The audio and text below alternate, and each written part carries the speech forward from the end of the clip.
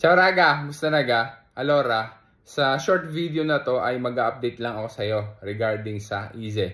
Kasi baka naghihintay ka doon sa promise ko sa iyo na mag-update ako tungkol sa Easy dahil yan ay magsisimula na ulit na magpagawa ngayong January 1, 2024. Dahil nga ng lahat ng Easy na 2023 may expire na iyan ngayong December 31, 2023. So, ngayon ay bibigyan kita ng update at saka ng iba pa na info regarding sa Easy. At saka importante na malaman yung mga documents na kailangang ihanda para sa pagpapagawa ng Easy.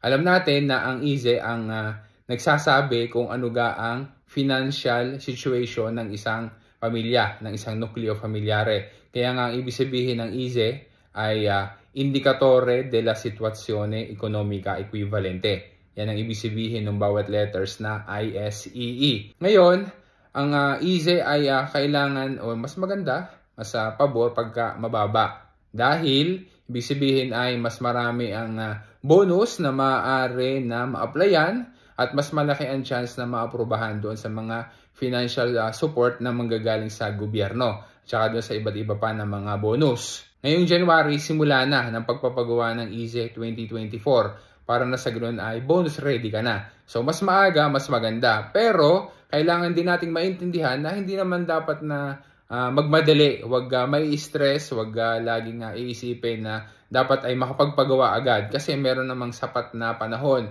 Lalong-lalo na kapag ang usapan ay pagdating sa Asenyo Unico. Kasi ang basihan ng payment para sa buwan ng January at saka February 2024 ay yung paring Easy 2023. Ngayon, pagdating ng payment para sa March 2024, ang basihan na dyan ay yung Easy 2024. Kaya nga may panahon pa na makapagpagawa ng Easy, kailangan ay ma-release yung Easy until February 28, 2024. Yan yung pinakasabi nga ay deadline. Kailangan ay hanggang doon. Pero hindi naman kailangan na first week pala ng January ay meron ka na agad na Easy. Pero kung makakapagpagawa ka, syempre, melyo pagkagayon. Ganon din para doon sa Asenyo di Inclusione, yung bago ngayong bonus o yung ayuto na galing sa gobyerno nakapalit noong Reddito di Cittadinanza o RDC.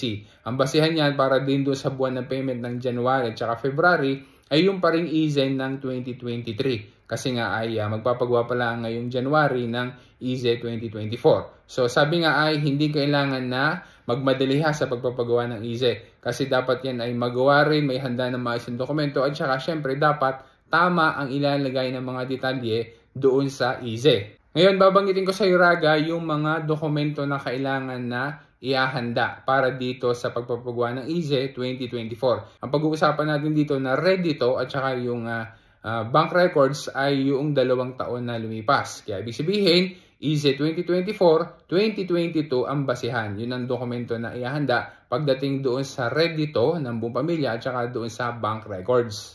Siyempre, ang dapat na ihahanda ay yung karta di identita ng dikyarante. Kung halimbawa na yung ama ang magiging dikyarante o kaya naman ay yung ina o kung sino mang member ng pamilya o halimbawa naman nag-iisa, syempre siya yung magiging dikyarante. Ihahanda yung karta d'identità, yung dokumenti personali at saka yung kodice fiskale ng lahat ng members ng buong pamilya. Maigi rin na ihanda na rin yung dokumenti personali ng bawat isa.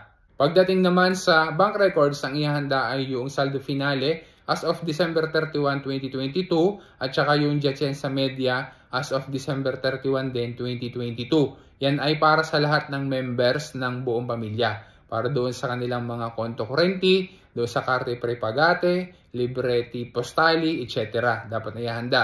At saka balikan lang natin yung tungkol doon sa Reddito. Kailangan ay buong pamilya din. Yung lahat din ng members ng buong family, kailangan na ihanda yan. Kung sakali na nagmumutuo, merong binili na bahay, ang ihahanda ay yung visura, katastale, at saka yung kapitale residuo as of December 31 din, 2022. Kung halimbawa naman na nag-a-affitto yung pamilya, ang ihahanda ay yung kontrato di locazione, yung kontrato di affitto, at saka kailangan na makikita doon kung magkano kang ibinabayad buwan-buwan na affitto, at kailangan din na isasama yung resibutan ng registrazione telematica doon sa Agenzia delle Entrate dahil mayroong kodice na kailangan doon. Kung halimbawa naman na mayroong makina o kaya naman ay motor na mas mataas sa 500cc, kailangan din na ihahanda yung targa. Kapag ka sa pamilya ay mayroong member na mayroong disabilita, ihahanda, ire-ready yung Certificato di Invalidità. Yan ay isasama din sa